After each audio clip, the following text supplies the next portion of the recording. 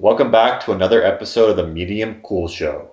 Today, we travel to the country of Italy. Today, That's it. we're talking about the spaghetti western Per un pugno di dollari, aka A Fistful of Dollars.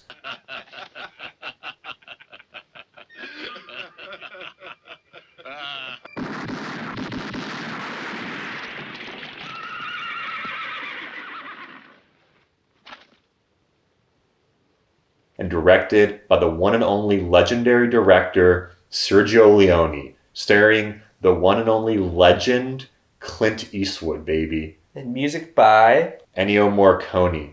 fucking legend. Yeah, the greatest composer of all time. Yeah. Like the greatest movie composer of all time. Pretty much the greatest composer of all time, I would say. Yeah. It's just in my opinion. But we saw this film 35 millimeter at the Vista Theater on Sunset Drive. Quentin Tarantino's cinema that he bought. Yeah. We saw an original IB Tech print of it. Yeah.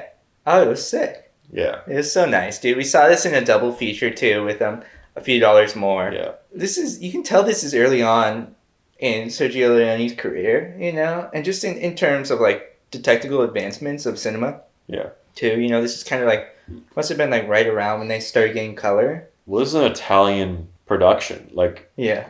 back in America during this period, people thought of Italian movies as B pictures, and you would go there if you're like a fading star, maybe like a not like a big star, but you go to Italy to do these like B movies. And at the time, these spaghetti westerns were just taken as such like fast food cartoon, whatever. But Yeah. they didn't realize that like over time that they would be like really, really well regarded, high up there with like the greatest pictures of all time. Yeah.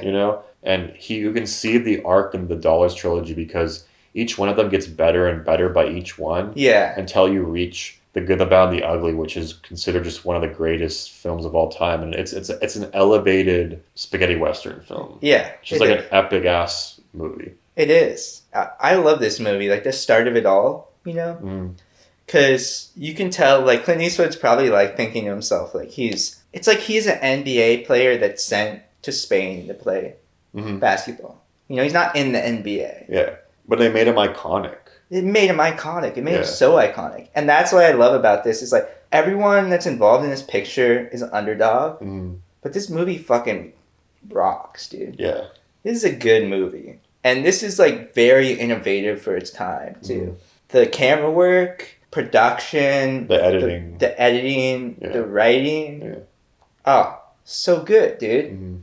And then I don't know, like it's just such an easy, digestible film too. It's just stereotypical samurai story, as you would. It's a remake of Yojimbo by Akira Kurosawa, where the samurai puts two gangs in the town against each other and it profits from it. That's what that happens in this movie. Yeah. Fairly typical story, but it's more in the execution of the sequences of the scenes, because like the movie, it's a little hard to follow like what is going on. I can tell. Yeah, it was really hard for me to follow too. Like it feels really good to go to like theater and see like 35 millimeter print. The sound quality and the ADR made it like really hard for me to like hear and understand what's like going on in the film. Yeah, like I watched this movie 10 years ago, back when I was in high school for the first time. That's when I first watched like the Dollars trilogy, when I was really getting into cinema. When I watched it this time, I was kind of just like, I'm just going to pay more attention to the sequences and then just wait for the dope music cues to come, because it's just like the amazing buildup of sequences through edits and shots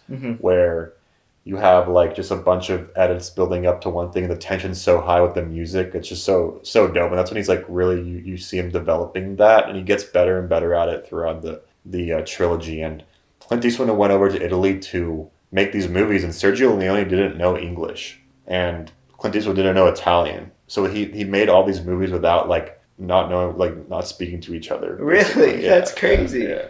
I mean, it was speech to, but he probably had someone translate for him like what he was saying and stuff, But that's still insane that your director and you don't have the same language, Yeah, man. Clint Eastwood, Sergio Leone, fucking what a duo, dude. Yeah, seriously. And then just like the later films of Sergio Leone, where we have Once Upon a Time in the West, Fistful of Dynamite, aka Duck You Sucker, and then, or the Italian name is Giulia Testa, and then you have his fucking epic mob gangster movie, Once Upon a Time in America, Giro una volta in America, which might be my favorite Sergio Leone movie. Yeah, and that was Fucking like the amazing. culmination of like Yeah.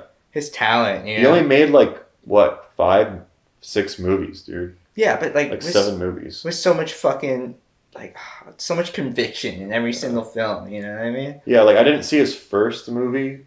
I think but I don't even know if it's like a western. But I think because he originally was like a second unit director Mm-hmm.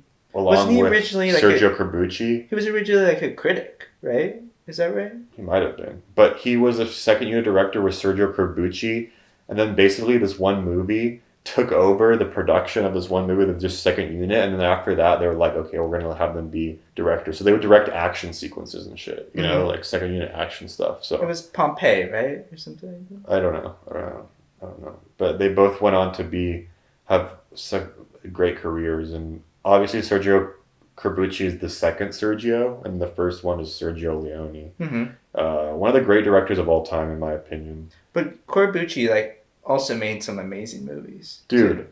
Bro, yeah, like his westerns might even be like cooler than. Yeah, they're more violent, you know. Yeah, they're more violent. They're more like real in a way. Mm-hmm. He made the original Django, The Great Silence. Yeah, but like A Fistful of Dollars, we have the villain played by John Maria Valente, great actor, amazing actor. Not very well known outside of Italy, but the iconic scene in the movie though is when he builds the steel bulletproof shield. Yeah, and he's getting shot and shit, and it's like. It's not realistic, but you're like really into it though. Yeah. You know what I mean? You're just like, dude, like it's like surrealist. Yeah. Like stylized Italian. I just like love Italian movies from the 60s. You said it's like a comic book, and I think that's like very true. Mm-hmm. You know? Yeah, you can see that in this one for sure. It's not as good or as like well concise or stylized as For a Few Dollars More, which we'll be talking about. We can just get into For a Few Dollars More. I want to say one last thing about A Fistful of Dollars. Yeah, Fistful of Dollars.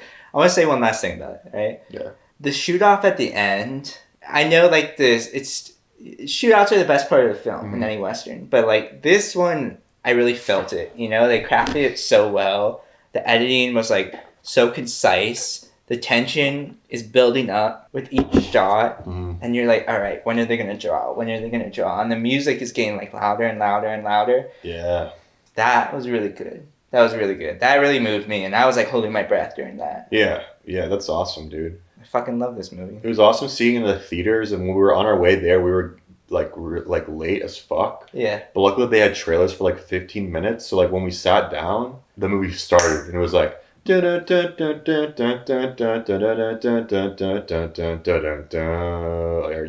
our feature presentation. Yeah. And it's like the screen is all scratchy, dude. Yeah. And it sounds like